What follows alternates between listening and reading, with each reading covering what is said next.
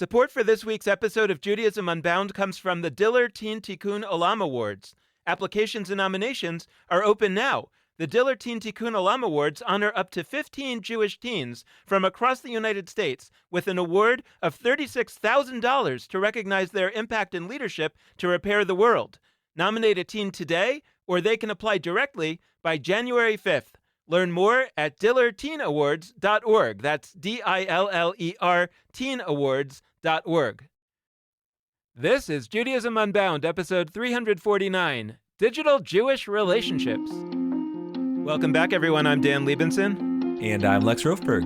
And today we're jumping off these recent conversations with Ron Wolfson, with Rachel Gildner, about the idea of relational Judaism. Before we jump into the conversation, just a reminder that the Unyeshiva classes are starting next week. So if you haven't already registered, this is your reminder to do it. Now, you will be able to register after the classes start. Why? Because we are experimenting this year with the possibility of people taking these classes either synchronously or asynchronously. So all the classes are recorded. They're available only to people who are registered for the classes. But if you can't make a class, you can watch the video. If you can't make any of the classes, but you want to be part of it, you can just watch the videos. And if you also want to do the work and to be in touch with the teacher, all those things are possible. So this is an extension of our experimentation with the Unyeshiva, and we're really excited about it. And it also allows us to push the deadline for registration a little bit later. Just head to judaismunbound.com/classes. I'm teaching about Genesis, and Lex is teaching about the Book of Numbers. And we have Yael Kanarak and Tamar Biala teaching about the Torah regendered Bible. So there's a lot of opportunities to dive into the Bible in all kinds of interesting ways. And that connects to something that we've done recently that, Lex, maybe you want to talk a little bit about. I so do. Yeah. We recently did a number of things. But first off, we had this Hakhel observance, Hakhel Unbound. For those of you who came, you know what it is. But for those of you who didn't, Hakhel is this once every 7 years observance, if that sounds familiar, from the Shemitah year being a once in every 7 years observance. And we talked all about that, the year that preceded this Rosh Hashanah. That makes sense because Hakhel is actually tied to the Shemitah cycle. It's this moment right after you turn the page from one 7-year cycle to the next, where in the Bible it says that everybody sort of gathered together during the festival of Sukkot and read out the Torah. Now, we don't know what that means in the context of the Torah itself, but it's been interpreted over time as meaning you literally recite the entire 5 books of Moses. So we did that, and there were a ton of people who came, and we have over 100 pages of live commentary from that event. And we kind of wanted to reflect on what that means, what it was, because today what we want to do is we want to talk about an ongoing theme of our podcast, but especially given our last 2 weeks with Ron Wolfson and Rachel Gildner, we want to talk about relational Judaism as it exists digitally, as it exists online or in Zoom or in all sorts of places that are not at a longitude and a latitude, but rather in digital space of some sort. And Hakhel was a really interesting moment to reflect on that. We literally had a 13-hour event of reading the Torah followed by a 90-minute event where we sort of cherry on topped it. We had this nice closing moment with Chazon where we looked forward to the next 7 years. And all of that is not something we could have done offline. And there's no place that at least Dan and I, that we have like a bunch of people in one geographic location where we could have done a 14-hour event. In general, I think people don't really do events that long offline because it's tiring and draining. And we also wanted to name that it's in contrast to Yom Kippur. So this Yom Kippur, we saw something that we've never seen during the history of this podcast. We saw a spike in listenership on one day that was astronomical. I will put in the show notes some visuals of like the spike we had in listenership on Yom Kippur, especially for our episode with Daniel Pink called Yom Kippur, The Power of Regret. And we're going to talk more about what that is, why that is, and what we think the ramifications are. But suffice to say, in the last few weeks, we've had a really interesting success story in terms of what I would term like not so relational digital Judaism, which is to say people just listening to us, like listening to Dan and I and our guests on the podcast. That's not necessarily what Ron Wolfson or Rachel Gildener would describe as like deep one-on-one engagement. Although I guess it is one-on-one engagement in a sense, or three-on-one engagement. Yeah, I'm interested in your point that it's in contrast, but let's go. But go on. I do think there are two different kinds of things that we had happen recently. One of them was podcast listenership being really huge over Yom Kippur. One of them was synchronous attendance of a digital event being the story and successful. So I wanted to start there and sort of see, Dan, what your thoughts were on those recent success stories, and, you know, as a teaser for the rest of the episode, whether that might tie into the courses that we're offering in the Anya Shiva. I am really interested in this possibility or understanding what happened. You know, why is it that on Yom Kippur, which from a kind of Jewish law, you know, traditional Judaism standpoint, you know, right, it's talked about as the Shabbat of all Shabbats. So if you believe that Shabbat has to do with not using electricity and whatnot, you know, it would be the day that you would do the electricity the least. And yet it was our biggest one-day spike ever in podcast downloads. It's also not really consistent with the Tiffany Shlain 24/6 unplugging version. I mean, you could argue, we can say that we did a good job titling the episode, and I have theories about that too, right? I mean, we put Yom Kippur in the title. It was with a well-known author, and so I can imagine that people just go to their podcast app. By the way, if you did this, and especially if you're a newer listener to Judaism Unbound because you first found it on Yom Kippur, please send us an email at either Dan or Lex at JudaismUnbound.com, or both of us, because we would be fascinated to know what was going on. Like, my theory is that there are people who are saying, I want to do something Jewish on Yom Kippur, but I don't want to go to synagogue. I'm not sure what that Jewish thing should be. One of the things that category of people does in the rest of their lives is listen to podcasts, maybe not Jewish podcasts. So they open their podcast app and they type Yom Kippur into the search bar, and they come up with this episode. I was watching it over the course of the holiday. We actually had like a spike that started on the day before Yom Kippur. So by the time it was the day of Yom Kippur, I think if you put Yom Kippur in the podcast search bar, it was one of the first one or two that was coming up. I will say, I think that could be that some people started. I mean, Yom Kippur traditionally starts the day before Yom Kippur. It starts the evening before. So the way that our analytics come in, anything that's from like the evening of Yom Kippur during Kol Nidre, if somebody out there was like, oh, growing up, I went to synagogue on Kol Nidre, but now I don't, I'm going to do a Yom Kippur thing, that would be a moderate spike, which is exactly what we saw. Yeah, and so, you know, I don't know, that's my theory. And the relational dimension of it, to me, feels like I want to be doing something for this Jewish holiday. I want to be doing something with other Jews on this holiday, with other people on this holiday. Maybe I don't have a local idea of what to do. I don't know. Maybe the relational part wasn't really a major factor in people's thinking, and it really is more what we've talked about in other episodes, the individual experience, which is also great. But I'm really just curious. Something happened. And by the way, I'm also curious, and I assume that it's not just us, that all kinds of Jewish media had a huge spike on Yom Kippur. I'm wondering about Netflix Jewish movies or shows or whatever. Right. Yeah. First off, I certainly feel confident that that's true, and I think that needs to be studied and explored, both because it's Yom Kippur specifically. This happens on Passover. Like for a while, we've generally seen for certain times of year, like, okay, our podcast sees a little bit of a bump.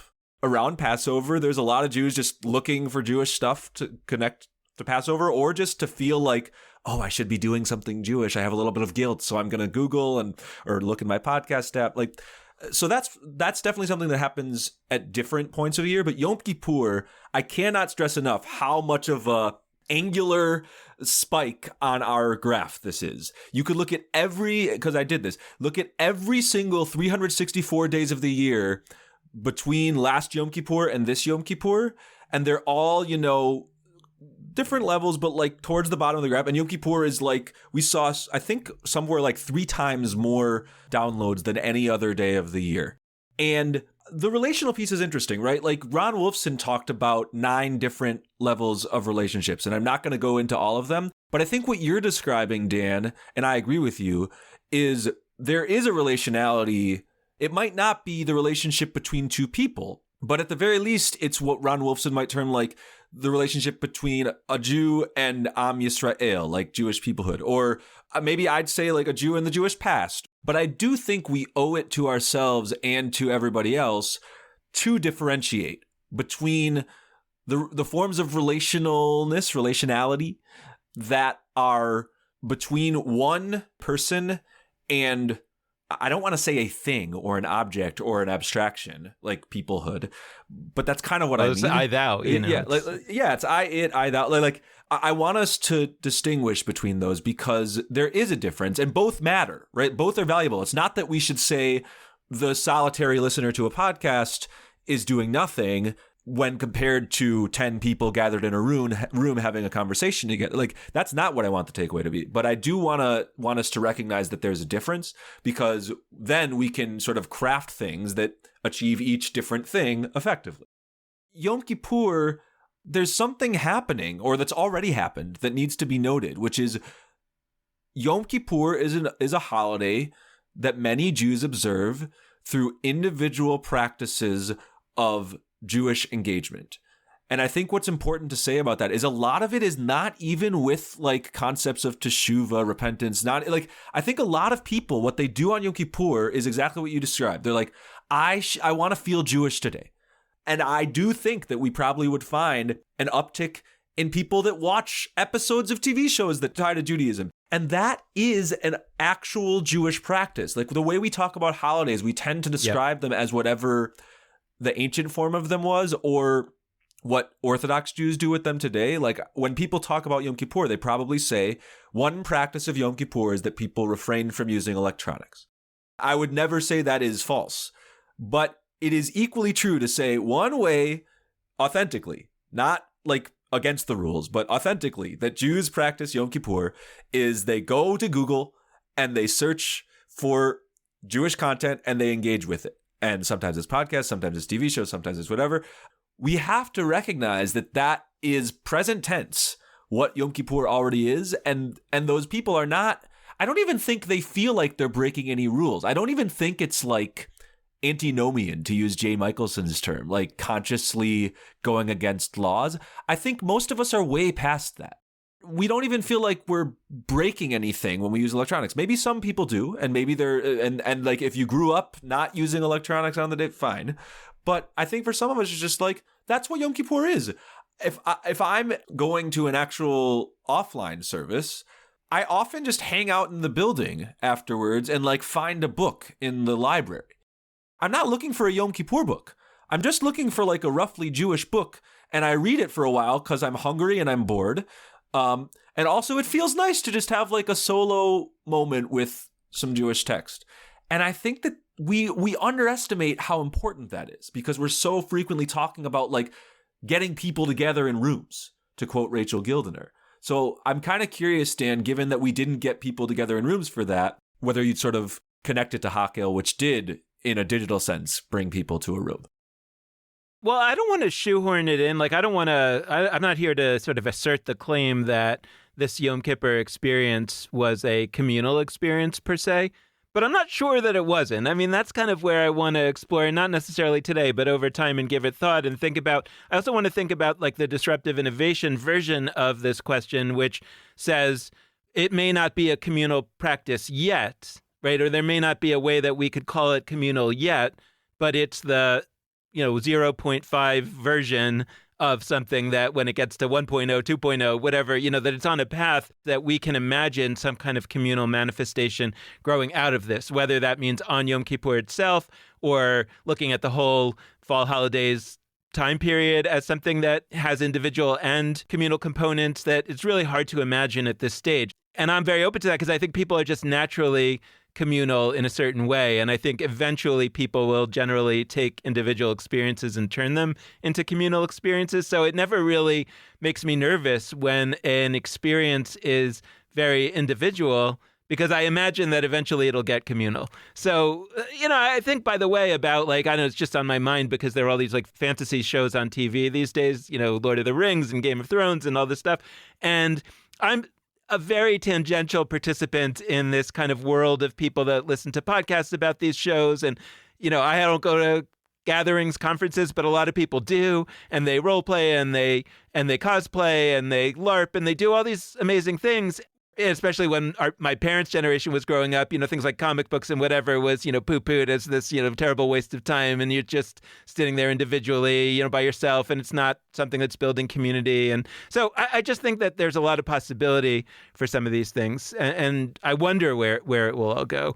In terms of this Yom Kippur experience and also talking about Hakhel, I also want to say almost the flip side of this about Hakhel, because I think you want to talk about the communal element of this Hakhel experience, which, as a reminder, again, was a 13-hour in real-time live experience that we were reading the entire Torah from start to finish, and people were there in the Zoom room together commenting in the chat all the way through, and ended up producing 100 pages of chat and chat commentary. And I think that at least some chunk, we're assuming, right, some chunk of the people who were there felt like they were having more than a individual experience, that they were actually part of a group, part of a community that was doing this. Whether they felt strongly that way or not, they were. I mean, there was a community of people doing that, or there was a group of people doing that together. So how do we sort of compare and contrast?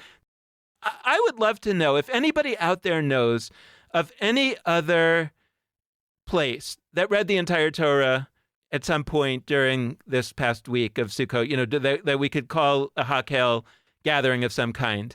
Now, some people will say, no, they didn't, because that's not actually the right practice. Okay, that's fine. Right? I mean, some people think that they didn't do that back in the day, in the ancient times, and some people think that they did. If you think that they didn't, whatever. I mean, like, you might be right. That's not the point. My point is that there are a lot of us out there who love the idea that either they really did do this in the past, or it's a cool thing to do in the present. Now, I would love to know if there was anybody else who's done it. That would be cool. I would like to talk to them. So I'm not here to try to take credit that we were the only one in the entire world that did this. I had an amazing experience reading some of the Torah and hearing the rest of it read. For me, it rocked my world. It for all kinds of reasons that we could talk about. I saw things that I hadn't seen before, and I loved being part of the community that was engaged with this. And sometimes it was jokes, and sometimes it was really serious ideas, and there was so much going on in that chat. So I think this is a really cool thing that I could imagine 7 years from now, at the end of the next Shemitah cycle. I also don't see any reason why hundreds of other organizations couldn't do something like this. It actually wasn't that hard. Part of why, like you say, maybe we were able to do it was because it does make more sense to do it online. It would be kind of exhausting to do it in person. I'm not sure that it would be so terrible to do it in person. I actually think it would be really cool. And there's also the possibility that doing it online has this capacity to bring together people from all over the world to do it together, which is super cool, and maybe, in that mythic sense, connects to the idea that it was the pilgrimage to Jerusalem and people came from all over and they did this together. So maybe the right answer is to do it online and to do it through an organization that's not a local organization, that's kind of seen as a international, or a digital organization. These are all the thoughts that are running through my head, and I just think it was such a great experience that I'd love to think about more how to make it part of the Jewish experience more broadly moving forward.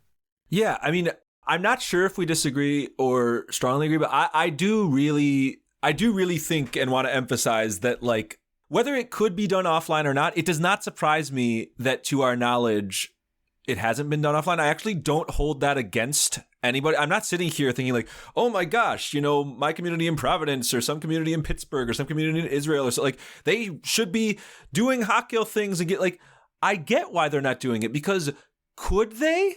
Yes. Are they thinking to themselves, in our community, if we had a 13-hour event, even in the most centrally located place, like, at any given time, there's probably going to be a few people, because that's a long time, right? You're not going to get hundreds that are like there the whole time. People have lives, and that was true for us. At any given time, we had between 10 and 30 people in the room. Over the course of the day, that's over 100 unique people. But online, when you're all there, it doesn't feel empty. Offline, if you've got only like 12 people at one point and they're spread around a room, and also you have to like awkwardly tiptoe in or leave, it's not as great. And I want to celebrate that this specific event works better online. And it works better online for one specific reason, which is that multiple people can talk at once and all be heard. This entire event, the premise of this event was that in the central part of the screen, there was somebody reading the text of the Torah. You read some, I read some, Catherine Horowitz, our wonderful fellow, read some, and Liana Wertman from the Torah Studio read some. That was the center of the page. That was the equivalent of our, Bima stage. And then, while they were reading, everybody was kibitzing. Everybody was talking. If there were a Hakhel event offline, that would be either rude or it would be hard to pull off, right? Like you could theoretically have somebody on a loudspeaker and then maybe they're in one room just narrating into a mic, and then people are in little side rooms and they're getting to talk to each other. But hearing that and then having to talk at the same time is hard. But hearing somebody read and having to type, that is something that people do all the time, to the point that we have these hundreds of pages of text conversations. And what's funny is we've made the written Torah, which is the 5 books of Moses, actually oral. That was the part that was read. And we made the oral Torah, which is everybody's commentary. All the later people who they wrote stuff too, but it's called oral commentary, oral Torah. We made that written. We flipped it because, and we weren't really thinking, wow, let's be innovative and flip. It was just, that's what made sense digitally. And so I really think that this is the kind of event where if we were asking of all possible spaces, where should we do a Hakhel event? Should it be in a forest? Should it be in a gymnasium? Should it be in a museum? Should it be online in Zoom? I think Zoom is one of the best answers, or at least online is one of the best answers. And we shouldn't see that as sad. Oh my gosh, we can't do this offline. No, we live in a world where certain things happen offline and certain things happen online. This is one that lends itself well to online. Having a raucous, amazing communal singing fest with harmonies is not happening on Zoom. That needs to happen offline in a place with great acoustics. So far. Yeah, but honestly, even I don't even really see, even if we get technologically really, I still think that the best place for that will be offline if you have the critical mass. That's a whole other conversation. But the last thing I wanted to say is that you and I have both cited the story about, some people go to synagogue to talk to God. Other people go to synagogue, I think you say, to talk to Goldberg. I learned it as to talk to Garfinkel. Both of those are very Ashkenazi names. We should make those names not so standard. But some people go to talk to God. Some people go to talk to people. That is the core of that story. And we should craft more events, offline and on, but especially online, that are meant to get people talking to people. We both with Shavuot Live, our 24-hour event, and with this, which for the festival of Shavuot, which is way different time of year, exploring different avenues of Jewish learning. Both with that and with Hakhel, the entirety of our event was, sure, there's somebody talking in the center of the screen, but mostly we're doing this to generate conversation from all the people in attendance. I have not seen a synagogue service or a program with some fascinating lecturer. Sure, they'll say, let's split off into groups for 10 minutes and have a short conversation, and maybe even longer. But you can't have 100 people in one room having a rapid fire, amazing conversation about text offline. It's just too many people, and you can't have them talking at once. Online, you can. And so it's the perfect place for the people who are going to synagogue, quote unquote, to talk to people, to talk that. We should be shuttling them there, and we should be designing our events so that, sure, there's somebody leading services in the center of the screen, but actually you've got a gabbai, you've got a person in charge of putting stuff in the chat and getting everybody to talk. We think that's somehow a distraction. We think that's somehow distancing us from the real thing that's happening in the center of the screen. But we need to realize that this is a new space where you can actually have that be, I'm going to say, central, even though it's marginal in the sense it's on the margins of the page. The chat is on the side, but it's central. People don't come to hear you and me read, Dan. That's not why they came. They came to say stuff in the chat. So I wanted to put that out there. Yeah, I mean, I love everything that you're saying. I think that you're overstating it a little, only in the sense that some people might have come to actually hear the Torah read. And what I love about the way that we do it is that those folks can just not look at the chat. Like, they can just close the chat. And that's true. So I think that what you're describing is bang on right in terms of one offering that only digital can offer.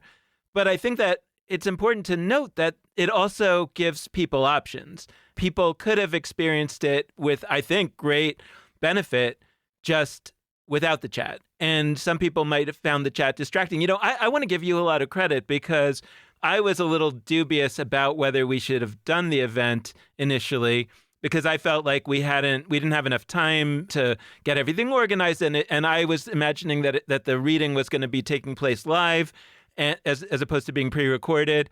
What would be special about it would be that multiple people would just read for a while. It'd almost be like a relay race. Like when you get exhausted, you pass the baton to the next person and they pick it up and they read. I still think that would be a cool event. But because that wasn't really feasible for us to plan, I was like, maybe it would be better just not to do it. And then you said, no, you thought that there were ways that doing it pre-recorded would actually be great. And specifically, this is what you said, that it was because the chat, we would be able to be present in the chat instead of that if we were going to be doing all the reading, we wouldn't be able to be chatting. So here we could read and chat at the same time. Just to clarify, like we couldn't do that at the same time as chatting because that's impossible. Yeah, and by the way, like a lot of people were confused because sometimes we would be reading, one of us, you or me, and we would also be chatting, and people thought we were like superhuman that we were able to read and chat at the same time because they didn't realize it was pre-recorded, which in itself was a pretty cool thing about the production values, I guess. And I don't mean that it was great production values. I mean, there's something about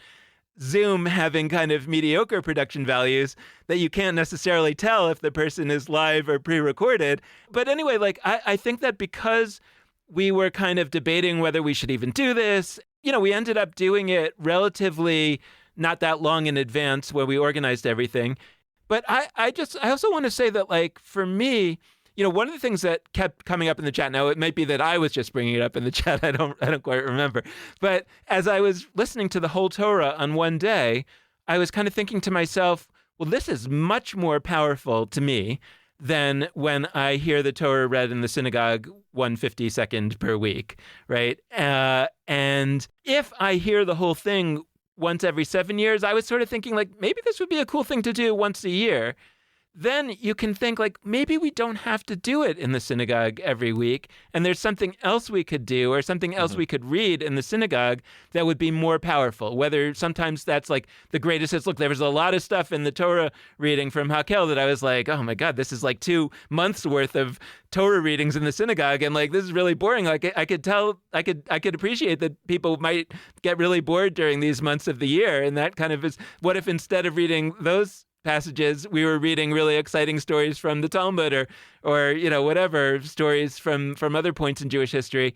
So it kind of felt like, well, if you're the kind of person who says, but I want to make sure that I hear the whole Torah every year, there are different ways to do that than just sitting in synagogue and reading a Torah portion. So it opened up for me all kinds of creative ideas. And by the way, already most synagogues don't do, maybe not most, a lot of synagogues already aren't reading the whole Torah every year. They're reading a third of it. They break down the Torah version into a third. And so it's not unprecedented. It's not heretical for us to say, don't actually read the whole thing. There's already people doing it that way. I just think that there's people out there, including me, by the way, I have these same impulses. Like I think I have a more natural, unboundedness maybe than others, but I also have the traditionalist element. And I do feel I think pain is an overstatement, but I do feel the kind of sense of, but should we really, get rid of something? And it actually felt very liberating to me to have an experience where you say, no, we're not getting rid of it. We're just moving it to a different format that actually could turn out to be even more powerful.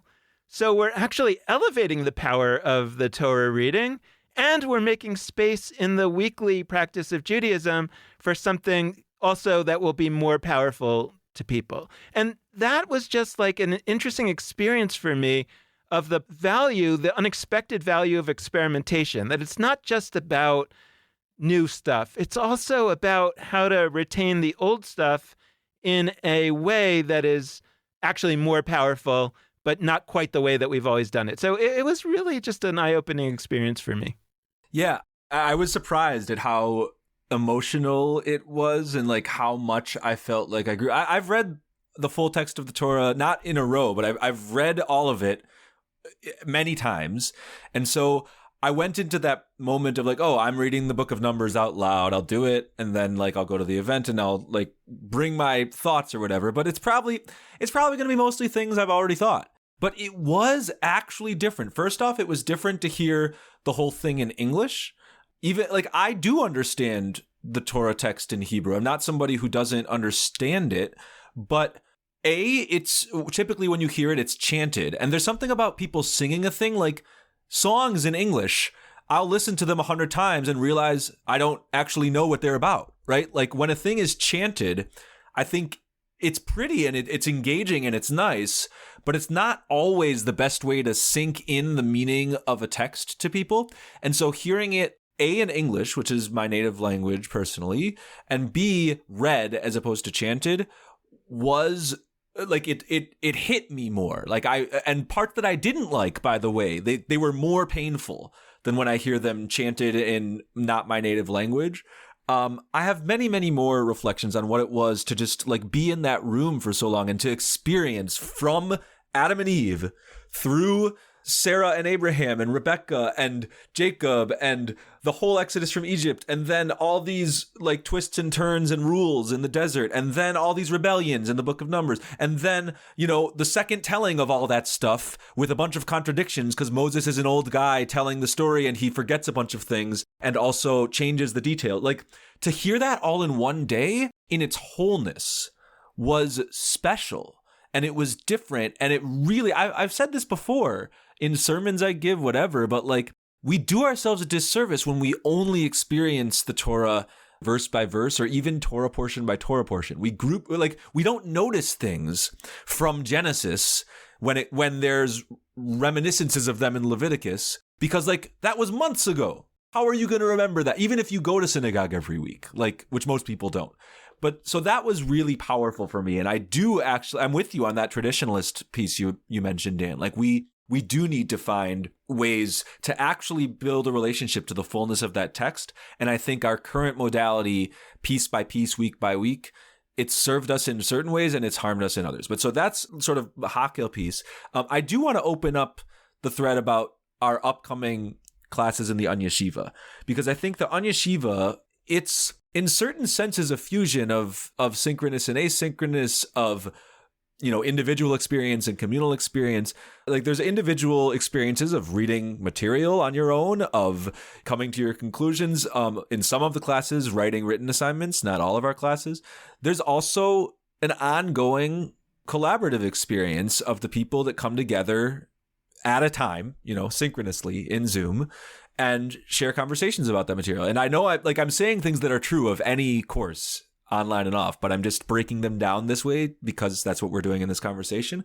I think that it matters a lot that we, at this point in our evolution, are sort of doing the Anya Shiva at all. I'm not saying that to pat ourselves on the back, but just basically we realized sort of the opposite of patting ourselves on the back a couple years ago. We realized both selfishly, we felt a gap, like we didn't feel like we knew our listeners in a deep way, and less selfishly, it's not great that so much of everything boils down to the two of us, right? Like our voices on the podcast. And yes, we have guests, but we're asking the questions. Like we wanted to create an environment where there's a lot of people in the room and they're all able to discuss at once. So that's what the Anya Shiva partially came from, in addition to our desire to fill other gaps in the Jewish educational landscape.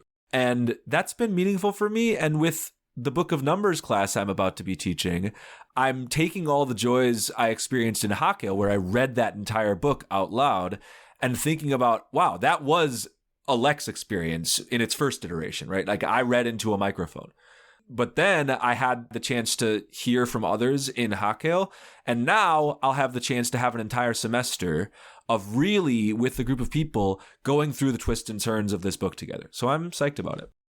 Yeah, I was thinking like one thing that the Hakel connects to the Anyeshiva classes that you and I are teaching is that nobody can claim that we haven't read the entire book that we're teaching about because they Yes. can watch us doing it, right? Yep. And yeah, I mean, it's interesting. Like to hear you talk about that, it makes me think about whether the Anyeshiva classes are best described as classes or something else, and or that probably a good educator, a really experienced educational thinker out there would say classes are not supposed to be just classes, Right. it's the way that you're thinking about them in a narrow way. A class is an experience where it's not just the teacher downloading their knowledge to the students, but actually it's trying to create an experience where a community comes together. And, I think I'm good at creating an environment where we're learning cool new things, but do I know how to do that other part well enough? And so to me, that's where I feel like I'm a learner in the Anyeshiva. But just building a little bit more to what you were saying too, is that it's not just that you and I will get to know our listeners more closely and develop these relationships. It's that we're actually trying to tease out that there's this potential movement out there. And by movement, I don't mean a denomination like conservative, reform, orthodox. I mean a movement of people. There's people that are excited about the possibility of building a new way of being Jewish together, and that we can actually get that mass of people moving. And so that's happening, and I want to really emphasize that that's the goal here, and also to invite folks' willingness to kind of roll up your sleeves and jump in with us, because this is really about how do you get something kind of emergent going on. And, I don't feel like an expert in that regard. Getting back to sort of Zoom specifics and like digital practicalities, I actually think it's worth on questions of relational digital Judaism to talk about some of those, because it's little steps that I think make a big difference in whether people who go to a Zoom event feel like they were at a collective experience or whether they feel like they were just an individual watching a thing. And the latter might be the goal, by the way. It might be that the goal is just to get a bunch of individuals who are all watching some amazing presenter, some amazing set of presenters do something. But if the goal isn't that, I think there's some key steps. So one is I really believe in chat. I really believe in Zoom chat. And I hear too much still that we should avoid chat because it's a distraction. And what I'd say about that is, look, if somebody is a teacher and they really struggle to see chat happening and respond in real time, I don't know that they have to respond in real time because the chat isn't for them. The chat is for the people that are chatting. And you mentioned this too, Dan, right? Like I said very chutzpahically, like with lots of chutzpah, people come to Hakel to chat, not to listen. I think you're right to call me out and say some people came to listen, and those people don't have to read the chat. The chat is for the people that want to be chatting and want to be reading the chat. Right. And so I'd call on Zoom to take some steps, and I think they have actually done this in certain senses. There are private channels there, but chat is vital to many people, including me, feeling like they are part of something. If I go to an event and I don't at least have the ability to chat, even if I don't exercise that ability, I'm probably gonna check out. And that could be an entitlement thing. Maybe I'm just one of those stereotypical millennials that's me, whatever. But like, it is true. If I go to something, I want to be able to schmooze with people around me about what's happening. And so the chat, if it's a distraction to the teacher, we should be inventing private chat channels or streaming to a web. Like, let's say you're a synagogue. If you stream your services, they could be happening in Zoom and there could be a stream to some private website or whatever. And on that private website, there could be a chat thread for people who want to chat. And that would not distract the people leading services because they wouldn't see it. They're in the Zoom or they're in whatever. I want people to say, okay, chat's a distraction. Then what? The answer to that is not no chat. I'm sorry. Like, that's not my answer because there is no form of relationality online that doesn't involve people talking to each other. Call me closed-minded. I really strongly am for the ability to chat publicly and chat privately. There are lots of events that turn off the ability to send private messages. There are valid reasons why people do that. They don't want a bunch of side chatter or whatever. But my whole point is that's not side chatter. That's only side chatter if you think the point of events is the thing happening at the center of the event. If you think everybody is coming to synagogue to talk to God, as opposed to talk to other people. Imagine if in synagogue you turned off private chat. That would not go over well. And it shouldn't go over well. People should have the right to turn to their neighbor in the pew and say, "Oh, they changed the melody. What's the deal?" Oh, they're like, "Oh, I love this little side reading. Check this out." Like, talk about the score of the sporting event that you're checking on your phone, even though your synagogue doesn't want you to. Like, all of that is part of the synagogue experience, and we know it is. And you can fight that, or you can say that's part of what makes a vibrant community. We shouldn't be forbidding things online wholesale that are permitted offline. That's part of what it is to be relational online, is to actually permit people to not be there for you, the presenter, to permit them to be there for each other. That's a little bit, I know I'm getting on my high horse here. I know I'm saying some absolutist statements about what I actually think are correct ways to do Zoom and less correct ways. That's not popular. We live in a world of digital communications, digital events, where everything is supposed to be, you fit different things to different events and everything's different for every context. In the world of Jewish engagement online, I believe we should be striving to forge relationships. I'm sick of people saying it's not possible, that, online is a stand-in for what individual interaction and offline is where community lives. That's not true. It's only true because we do things like turn off private chat. All of these things are possible. And the second most people that are a medium amount of tech savvy, not even advanced, think about this stuff, solutions come to mind. But they don't come to mind if we're saying, digital stuff can't be relational. I said Zoom Gabai before. We haven't carved out roles that are comparable to synagogue roles where we create relational spaces. I actually think that we've fallen short on this. My dream for the next Shavuot Live, when we do our 24 hours straight of Jewish learning, is that we will have people there whose responsibility it is to welcome every individual who enters the space. I think we could have 5 or 6 people at any given time who, like, you're on A through E. Anybody with the name starting A through E, when they enter the space, you're going to send them a note and say, if they have questions, send them my way. F through J or whatever, like we separate it like that. We talked about megachurch communities, evangelical communities who have assigned people for like every small group that are doing welcoming. Like, we can do that. It's hard. It's more steps to creating an online event. It's me having to create a spreadsheet of shifts where people are doing stuff. But it is, in fact, possible. I'm very fascinated by everything that you're talking about. I think that you're overstating certain things, but in a good way. Like, in other words, like, I think that in some of this conversation, and it's good because here we're kind of interviewing each other, you're an advocate for a very particular approach to online gatherings. And a lot of it is things that I think people just aren't thinking about. They're not necessarily pro or con. What didn't quite occur to me before, as I'm listening to you, is how what you're talking about connects to the stuff that people generally say, like, people that are dismissive about whether you can have community online.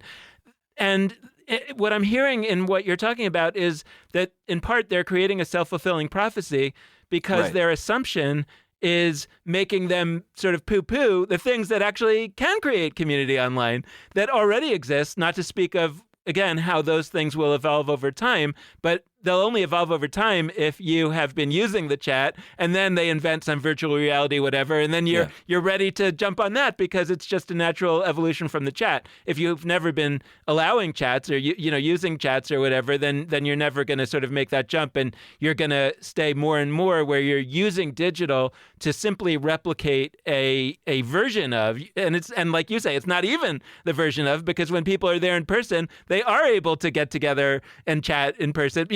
But the people who's in their mind, the event really is the speaker or the service.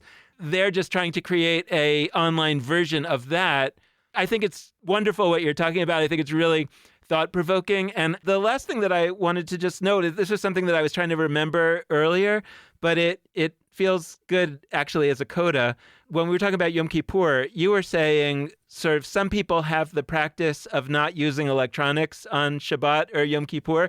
And I thought the next thing that you were going to say, and like what I wanted to say was, and some people have the practice that they do use electronics on Yom Kippur. That was in the White Fire. That was in between. In other words, it's not that they happen to do that. I know that's what you meant, but I just want to say it explicitly, that it's not that some people have a practice and other people have not that practice. It's that some people have practice A and some people have practice B. A and B are opposites of one another, but they are both the practice.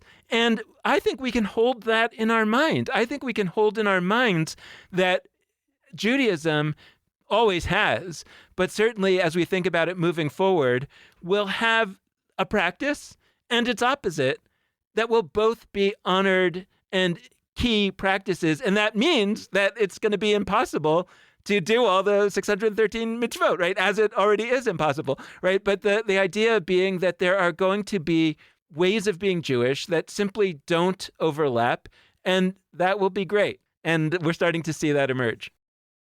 So we are going to lean towards closing this episode.